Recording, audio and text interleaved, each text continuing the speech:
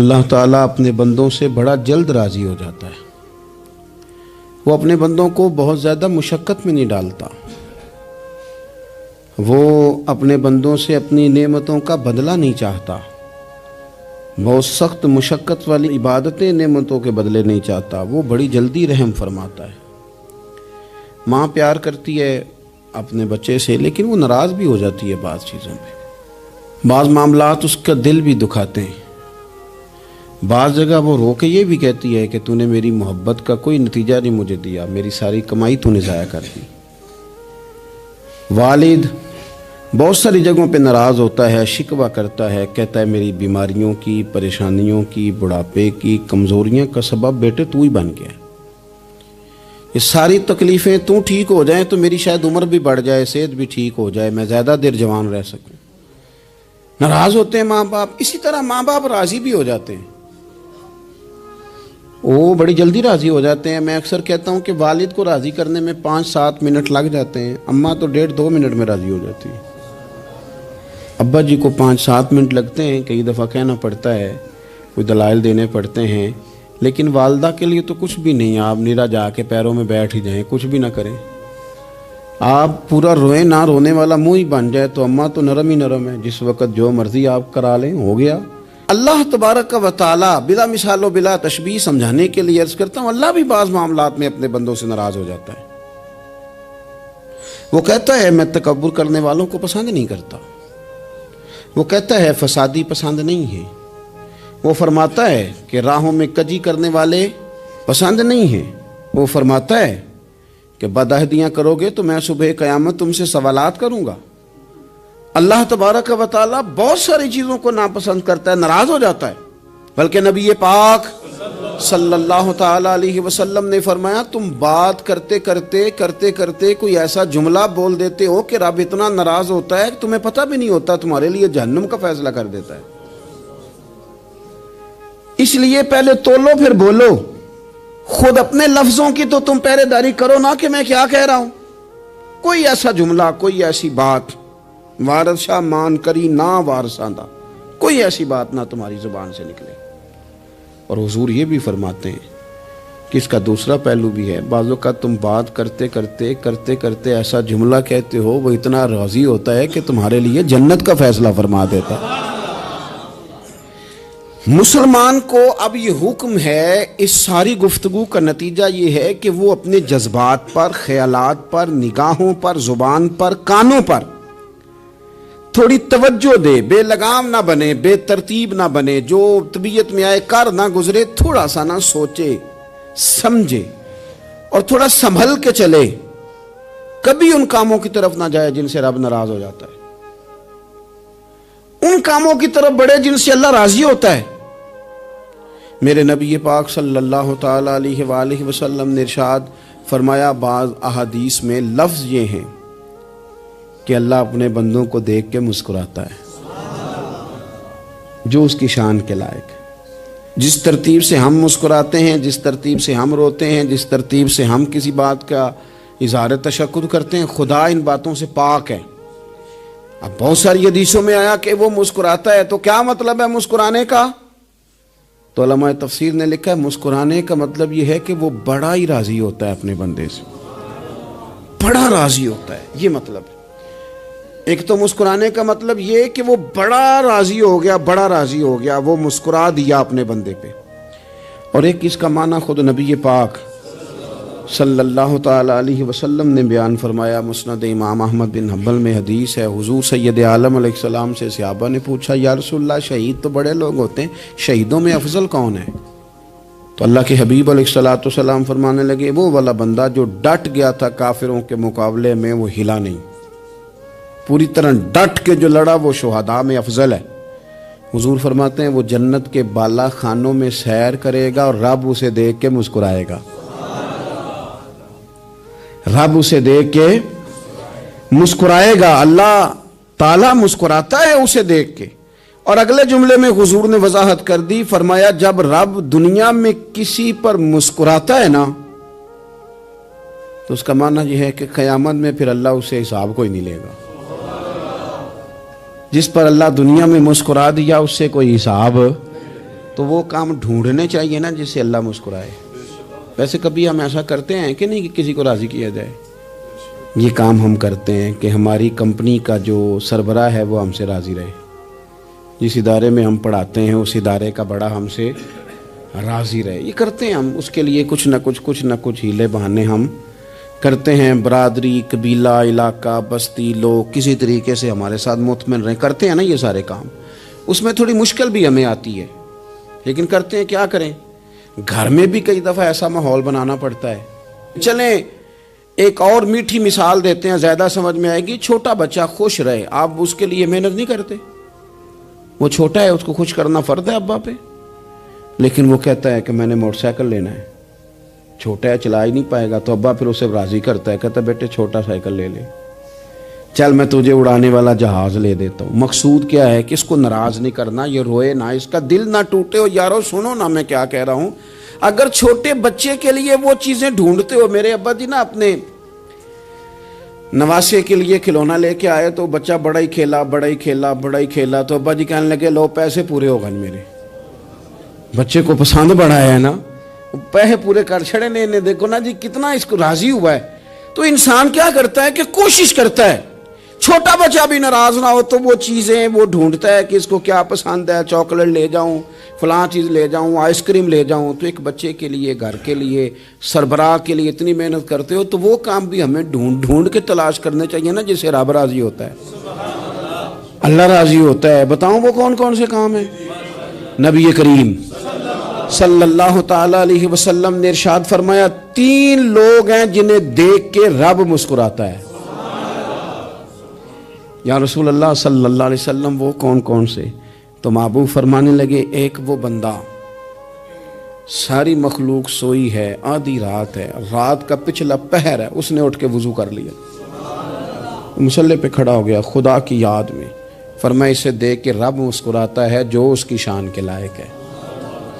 مسکراتا ہے اللہ. یہ تو سونے کا ٹائم تھا، یہ تو گہری نیند آنے کا وقت تھا، رات کا پچھلا پہر. رات پوے تے بے درداں نو نیند پیاری آوے، تے درد منداں نو یاد سجن دی ستیاں وی آن جگاوے. اور ساون کی کالی راتوں میں جب بوندا باندی ہوتی ہے، وہ راتوں کو اٹھ روتے ہیں جب خلقت ساری سوتی ہے. اللہ مسکراتا ہے. اور سننا میرے بھائی، میرے نبی پاک صلی اللہ تعالی علیہ وسلم فرماتے ہیں جب مسلمان نماز کے لیے صفیں بناتے ہیں نا، ترتیب لگ رہی ہوتی ہے، اب اللہ کی بارگاہ میں کھڑے ہوں گے، قیام کریں گے، رکوع کریں گے، سجود کریں گے. فرمایا جب مومن صفیں بناتے ہیں تو رب دیکھ کے مسکراتا ہے. مسکراتا ہے. کمال ہو گئے عروج بندگی کا. جب بندے کو دیکھ کے رب مسکرائے. خدا بندے سے خود پوچھے بتا تیری رضا کیا ہے، مسکراتا ہے. اور میرے نبی پاک علیہ السلام فرماتے ہیں جب مجاہد جہاد کے لیے صفیں سیدھی کرتے ہیں. آج تو یہ رب کے نام پہ مرنے ہی آ گئے.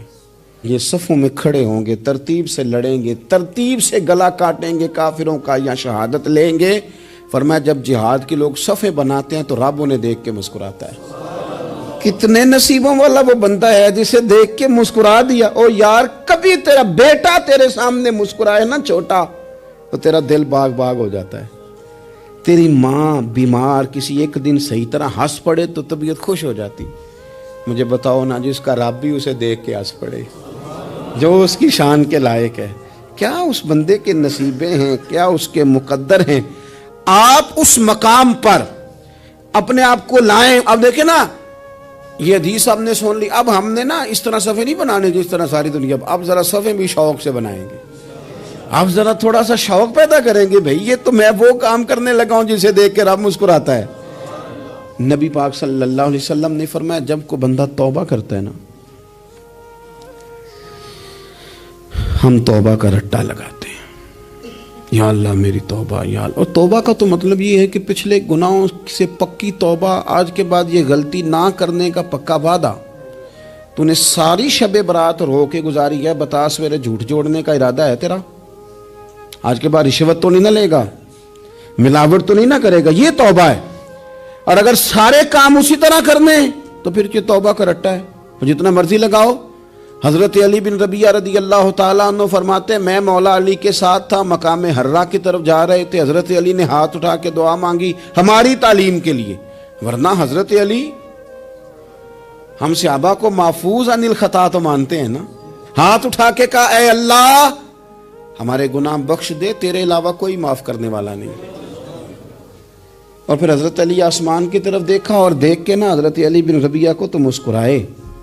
حضرت علی بن ربیعہ کہنے لگے حضور مسکرائے کیوں ہو؟ فرمانے لگے ایک دن میں حضور کے ساتھ اسی طرح آیا تھا، اسی طرح حضور نے دعا فرمائی تھی ہماری تعلیم کے لیے، اور پھر حضور مجھے دیکھ کے مسکرائے تھے اور فرمایا جب کوئی بندہ رب کی بارگاہ میں اس طرح استغفار کرتا ہے تو رب مسکراتا ہے اور مسکرا کے فرماتا دیکھ لو میرے بندوں کو پتا ہے کہ میرے علاوہ معاف کرنے والا کوئی نہیں، انہیں پتا ہے، تم اس کی بارگاہ میں رجوع تو لاؤ، آؤ تو صحیح دو آنسو لے کر۔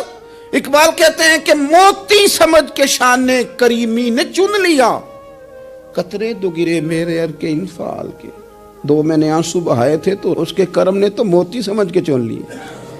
سنو نا حضور اس استغفار کو اللہ کو یار رات کو توبہ کر کے سونا چاہیے ہمیں، کچھ غلطیاں ہم کرنا نہیں چاہتے پر ہم سے ہو جاتی ہیں، کچھ دل ہم توڑنا نہیں چاہتے پر وہ ٹوٹ جاتے ہیں، ہماری مجبوری ہوتی ہے ٹوٹ جاتے ہیں، رات کو اس کی بارگاہ میں ہاتھ باندھ کے کشکول طلب دراز کر کے خوب استغفار پڑھنا چاہیے کہ مالک بندے ہیں نا کیا کریں، نفس کا ساتھ ہے، دنیا کا ساتھ ہے، خواہشات نفسانیہ، مالک معاف کر دے، درد سے توبہ، رسم نہ ہو، کہانی نہ ہو، لفظ نہ ہو، جملے نہ ہو، اور جناب ایسے لوگوں کے بیچ بڑے ہاتھ باندھ کے اور بڑا کوئی ضرورت نہیں، آپ اکیلے اپنی چارپائی پہ بستر کے اندر منہ دے کے بھی درد سے کہیں گے نا معاف کر دے تو وہ تو مہربانی بڑا ہے۔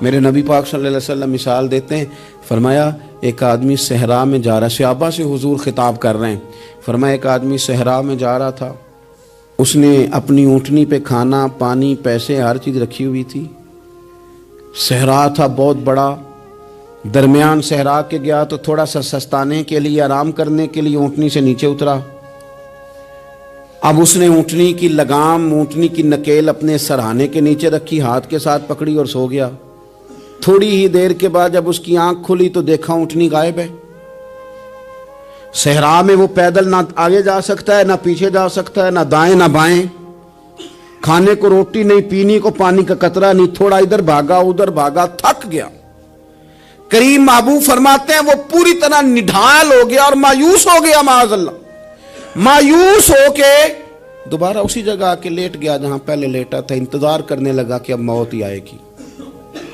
آخری وقت ہے، اب نہ میں پیدل یہ صحرا کراس کر سکتا ہوں، نہ پیچھے جا سکتا ہوں، نہ کھانا ہے نہ پانی ہے، سوائے موت کے کوئی سہارا نہیں۔ حضور فرماتے ہیں وہ رستے میں دوبارہ لیٹ گیا، اچانک اس نے رخ بدلا تو اونٹنی سامنے کھڑی تھی، حضور نے صحابہ سے پوچھا بتاؤ نا اسے بھلا کتنی کو خوشی ہوگی؟ یا رسول اللہ جی سے نئی زندگی مل گئی ہے۔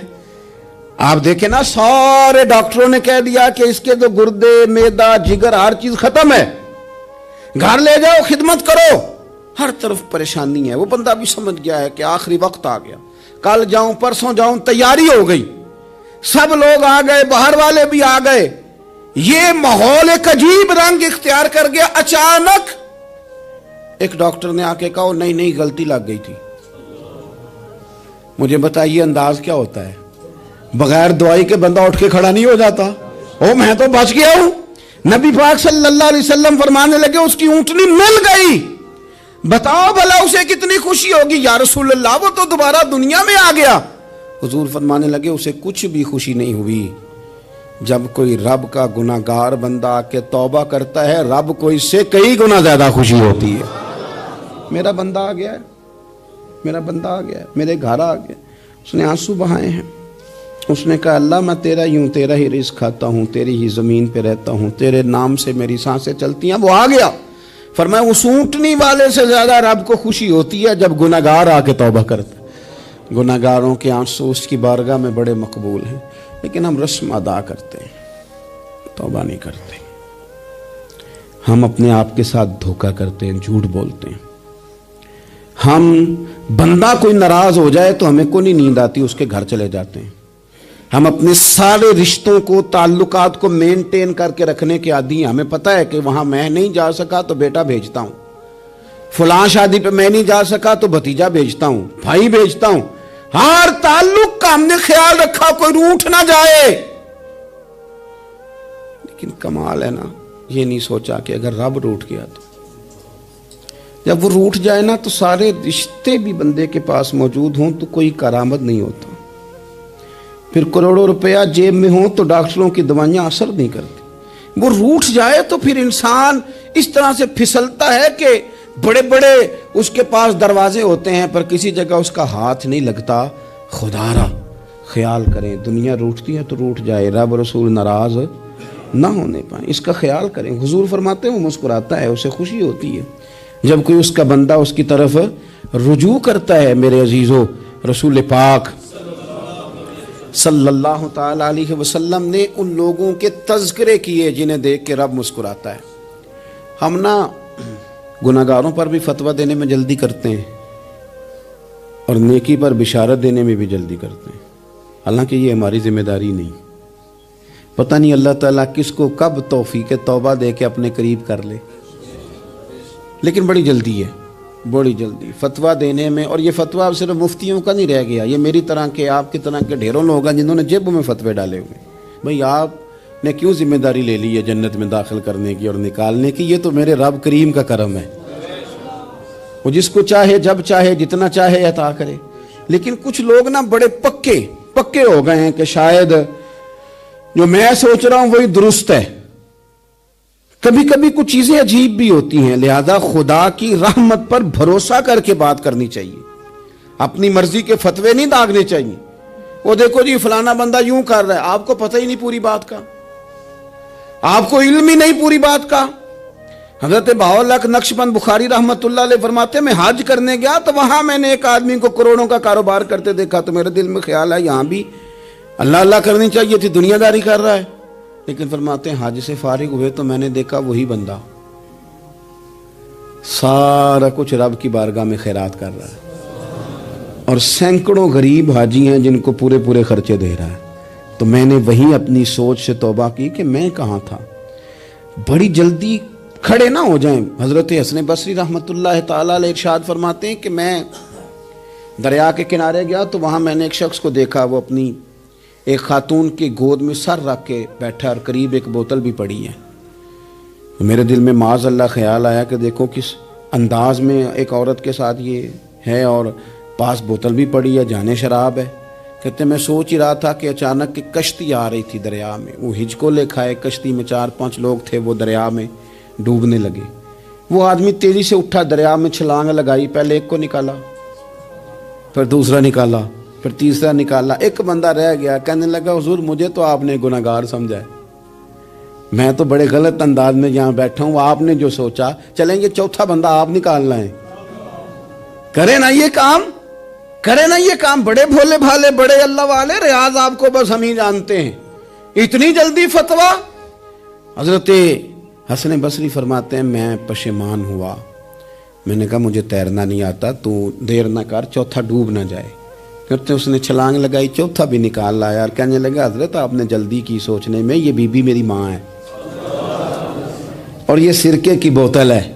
ہم ماں بیٹے کا یہ مشغلہ ہے کہ یہ وہ جگہ ہے جہاں آ کے لوگ مسافر اترتے ہیں, اور یہاں سے کسی کا گھر 100 میل ہے, کسی کا 200 میل ہے.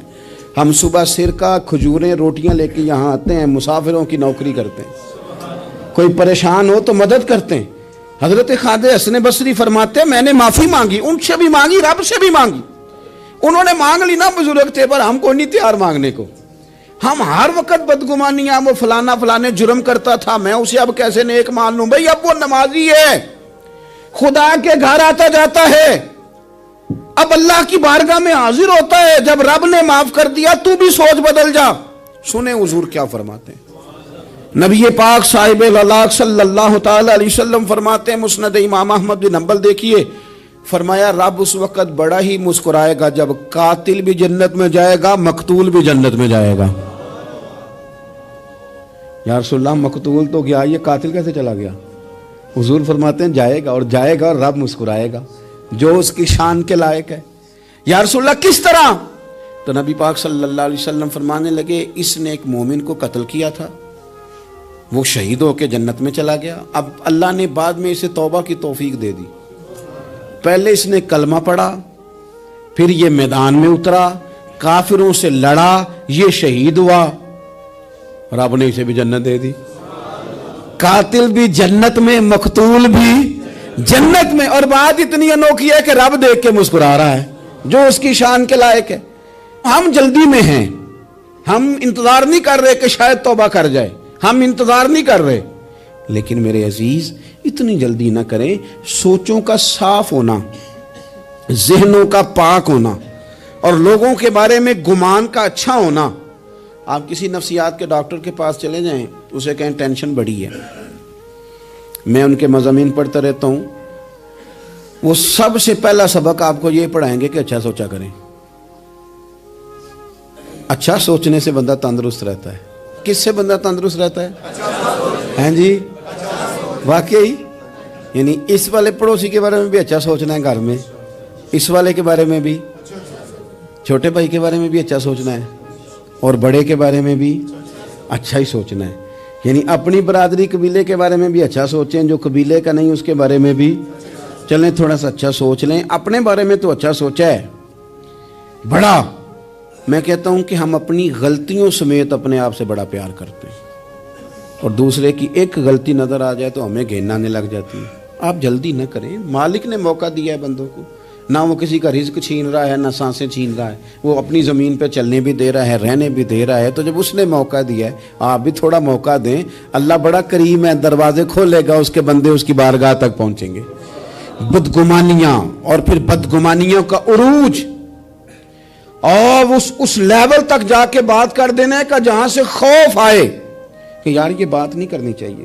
رسول کائنات سرور دو عالم صلی اللہ تعالی علیہ وسلم فرماتے ہیں کہ اللہ مسکراتا ہے۔ دیکھو ہمارے ہاں نا ایک اور بھی مسئلہ بن گیا ہے، میں نے کچھ لوگوں کو نا پکا، میرے پیارے ہیں، محبت ہے مجھے، تو میں چونکہ آپ میری کلاس ہیں، میں مشاہداتی اور تجرباتی باتیں بھی کر لیتا ہوں، اسی کی روشنی میں کئی دفعہ گفتگو بھی تیار کرتا ہوں۔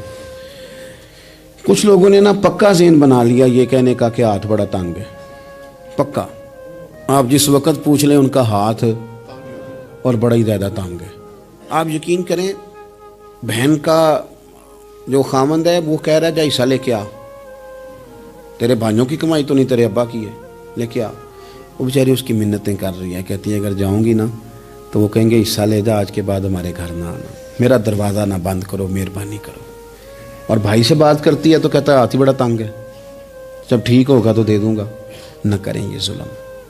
ہمارے اپنے تڑپتے رہتے ہیں اور ہماری دولتیں اندر پڑی رہتی ہیں، ہمارے اپنے چھوٹی چھوٹی ضروریات کے لیے پریشان ہوتے ہیں، لیکن ہم بڑے بڑے بہانے ہیں ہمارے پاس، کہتے ہیں یہ نکمہ ہے، یہ نکھٹو ہے، یہ کام نہیں کرتا، اس میں فلانا ہے، بے فلانا ہے، بلے میں نے نہیں ساتھ چلنا۔ اظہار جب آپ کے اندر پیدا ہوتا ہے نا، اظہار، جب کسی کے لیے آپ حساس ہوتے ہیں تو آپ کو بھی سرور حاصل ہوتا ہے۔ نہ کریں یہ کام کہ آپ کو اللہ نے وسعت دی ہے اور ہر وقت آپ ہاتھ تانگ ہونے کا رونا رو رہے ہیں، ہر وقت آپ یہ کہہ رہے ہیں میں بڑی آزمائش میں ہوں، جب خدا نے آپ پہ نہیں ڈالی۔ تو اتنے جھوٹ بولنا صرف اس لیے کہ میرے پیسے بچ جائیں، صرف اس لیے کہانی سنانا کہ حالات میرے بڑے خراب ہیں کہ کوئی بندہ میرے سے کوئی تھوڑا بہت قرض نہ مانگ لے۔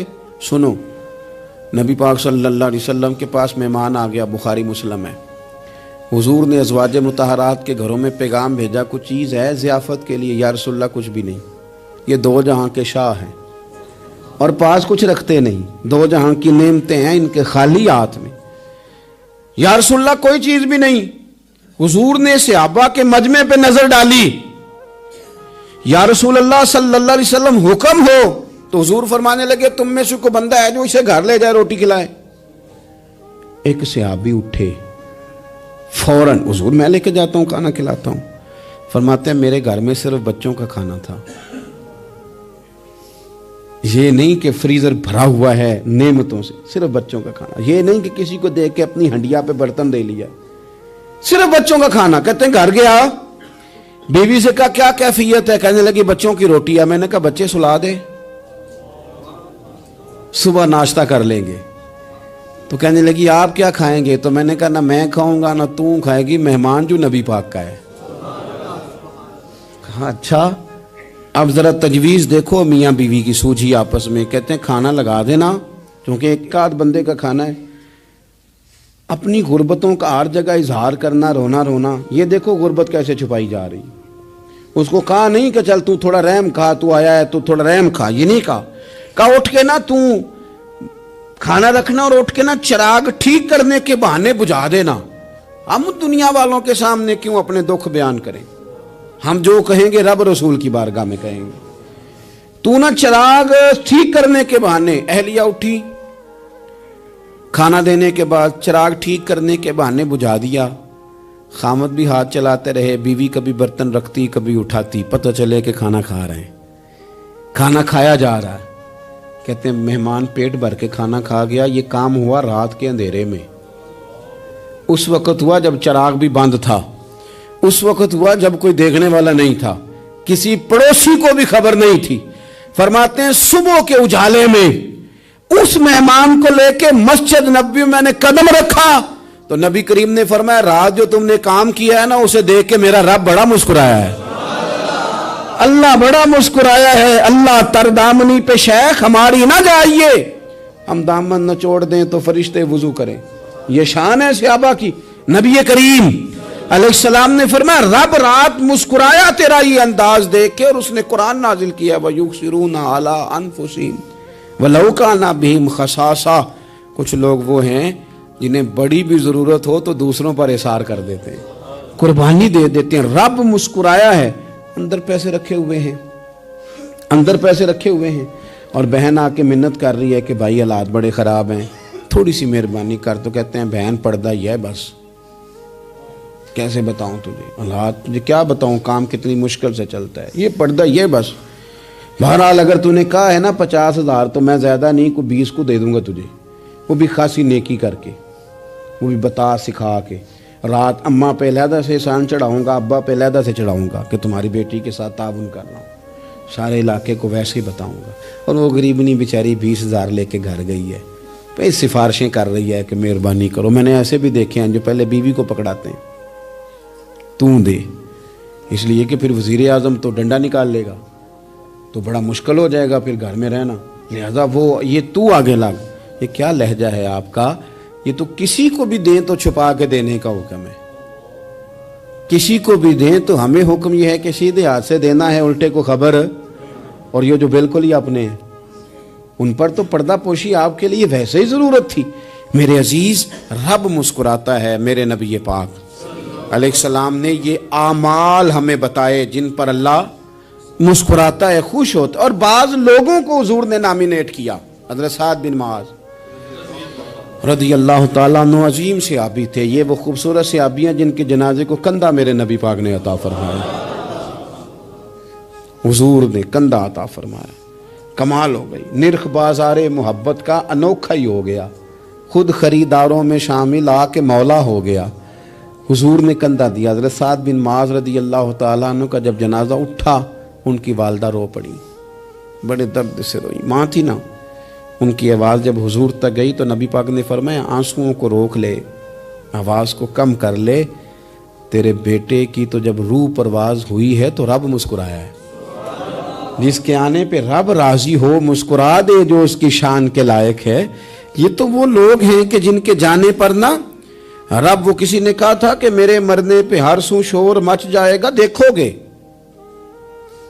میرے مرنے پہ ہر سو شور، تمہیں پتہ چل جائے گا جب ہم جائیں گے، میرے مرنے پہ ہر سو شور مچ جائے گا دیکھو گے، اور کہنے الوداع سرکار خود تشریف لائیں گے۔ اور درویش کہنے لگے بعد مرندے مکھڑا میرا ہو جاوے جے تازہ، پھر سمجھ لینا محبوب میرے نے آن پڑے ہے جنازہ، اور عاشق کا جنازہ ہے، ذرا دھوم سے نکلے اور محبوب کی گلیوں سے ذرا گھوم کے نکلے۔ فرمایا کہ ان کے تو جانے پہ رب کریم، اور حضور نے ایک دعا بھی دی۔ حضرت ابو طلحہ، حضرت طلحہ رضی اللہ تعالیٰ عنہ صحابی تھے، ان کا وصال ہو گیا تو حضور نے دعا بھی دی، فرمایا یا اللہ جب میرا طلحہ ہے نا تو اس سے مسکرا کے بات کرنا، یہ تجھ سے مسکرا کے بات کرے جو تیری شان کے لائق ہے۔ تو اللہ تعالیٰ غائب درجے راضی ہوتا ہے۔ ایک دفعہ پھر بات دہراتا ہوں، جو میدان میں ڈٹ کے شہید ہو رب اسے دیکھ کے مسکراتا ہے، جو اس کی شان کے لائق، جو توبہ صحیح کریں، سچی کریں، رب انہیں دیکھ کے مسکراتا ہے جو اس کی شان کے لائق ہے۔ جو نماز کے لیے صفیں بنائے، رب انہیں دیکھ کے مسکراتا ہے۔ جو جہاد کے لیے صفیں بنائے، رب دیکھ کے مسکراتا ہے۔ جو لوگ صبح پچھلے پہر اٹھ کے عبادت کریں، رب انہیں دیکھ کے مسکراتا ہے۔ اور جو کبھی کبھی بھوکے رہ کے دوسروں پر قربان کر کے احسان کر دیں، رب انہیں دیکھ کے مسکراتا ہے۔ بہت بڑی فضیلت ہے۔ اللہ ان سارے کاموں میں سے کسی ایک کام پہ ہمیں بھی لگا دے، تاکہ یہ بڑی فضیلت اللہ تعالی ہم گناہگاروں کے حصے میں بھی فرما دے۔ آخر دعوانا ان الحمدللہ رب العالمین۔